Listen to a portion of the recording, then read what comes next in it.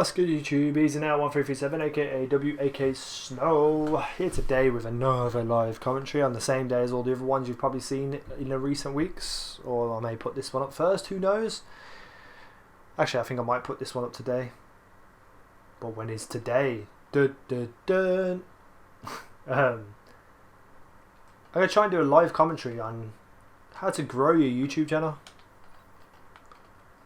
Now it's probably going to be complacent because I'm trying to play at the same time, but hopefully I can get some good points over to you guys. I stole that emblem off someone with the emblem glitch who's on my friends list, and I just wanted to see how he made it, and it's pretty damn badass. I stole that one off David. I stole that one off another person on my list as well because he made my snowman and it looked fucking amazing. That was Seachester.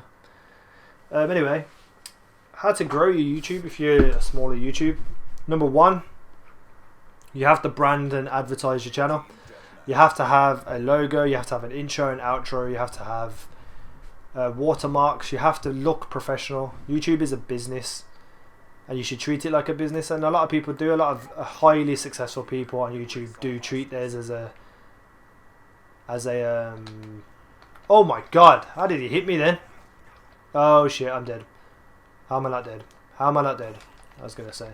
A lot of people treat it as a business and they succeed and they get very, very far. Mine, I don't really treat it as a business because of my attitude towards comments. So, you know, that's probably why I lack a lot of subs. But to be honest, I didn't expect this to be a career or a business for me. It's kind of a job. Like, don't get me wrong. Like, I treat it as a job, but not as a career, not as a business. There's completely two different meanings to that. A job is just something you do to earn money. A career and a business is something you expand with knowledge and experience. And I have the knowledge and experience to expand my YouTube. I don't know what it is. I don't really have any original content. That's the problem. You have to have original content as a YouTuber. You have to do something that nobody's doing, or you have to do something that a very few people are doing but do it better. And I'm just an average gamer. I'm just a normal person playing some games for YouTube. I will never be... Well, I don't know. I can't say I'll never be a big YouTuber. You never know what happens down the line. But I think mostly I'll probably get to about 250,000 subs, and then by then I'll probably have a full-time career and a family and such things, and just do YouTube on the side. But it depends as well what you determine as a big YouTuber. Because for me, a big YouTuber is 1 million subs. But for other people, a big YouTuber is me, 50,000 subs. Which I just don't understand or can't get my head around that. But I think to have like YouTube as a payable job, you'd have to have 100,000 subs. Now, obviously it depends on how active your subs are. Wow, that just went straight through him. But I think 100k subs is what you should be aiming for if you want to get paid for this and not do anything else in your life. And to get that, you need to have certain qualities. Like I said, you have to have your intros and outros and watermarks. You have to have original content that no one else is doing, or do it better than other people. You don't necessarily have to be good at a game, but it helps. You have to have HD content, so you need a HD capture card. And HD PVRs just aren't doing it anymore. You need something like an Elgato, a Blackmagic, something along those sorts of lines, or the Ava Media things as well. They're pretty good. You have to have HD content. If you don't have HD content, people won't watch your content. It's as simple as that. You also as well need to have a good quality microphone to speak through, to record audio on. And I have a blue Snowball, but there's also the Blue Yeti, which I can vouch for both of them. You have to be confident in what you're talking about. You have to know what you're talking about. You have to understand that people won't listen to someone who doesn't have any real knowledge, and they're just like people don't like that, and you won't grow big off that. You have to be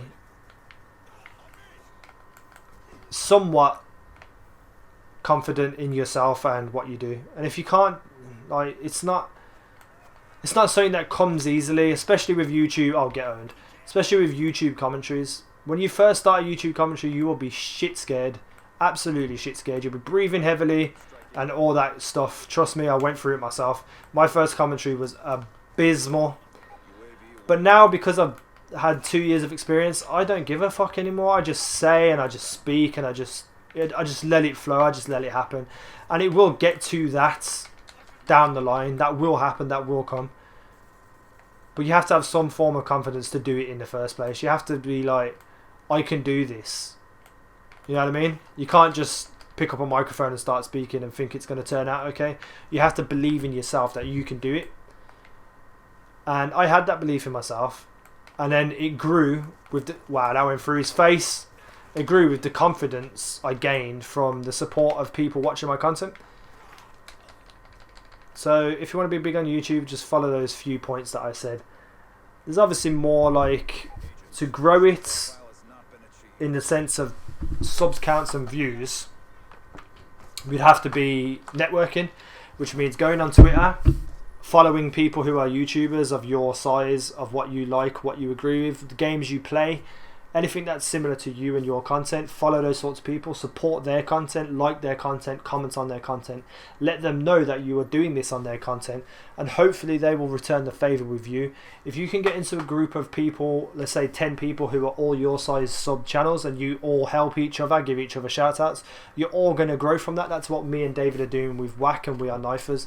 We put that together. There's 8,000, 9,000 subscribers now, and every single person who uploads to that channel who's a knifer, they will gain probably about 100, 200 subs overnight, which is pretty damn good for an 8,000 sub channel, because when I give shoutouts on my channel, I only get people 200 subs.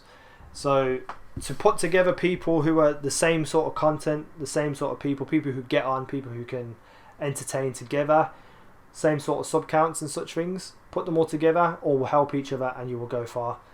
Networking is the most important thing. What networking is what I said. It's helping other people who will also help you.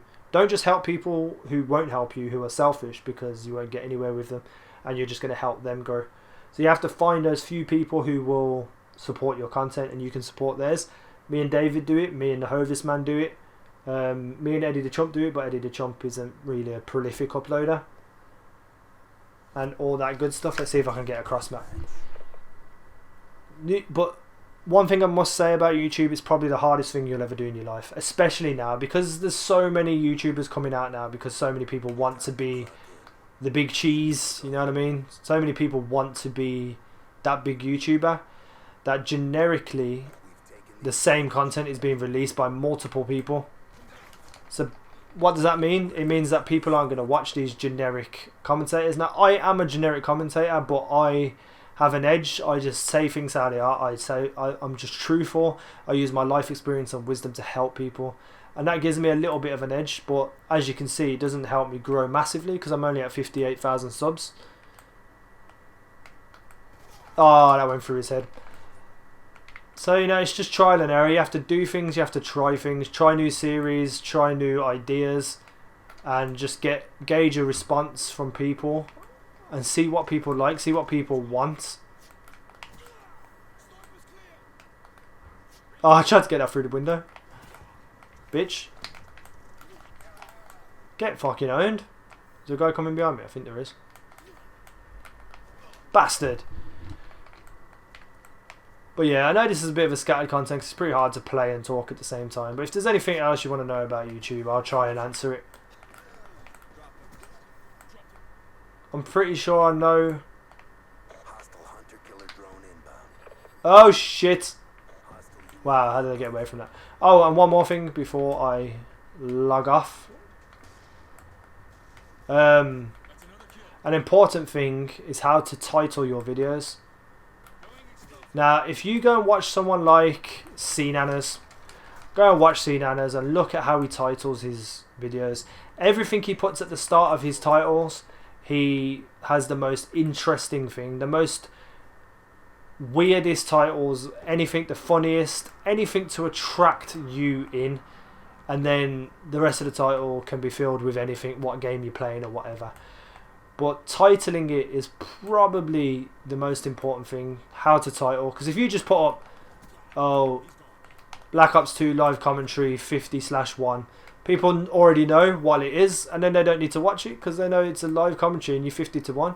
If you put If you talk about in that live commentary sex, and you put on the title sex talk, people are going to click it. It's as simple as that, and that's just that's just the basic marketing that everyone should have on a YouTube channel.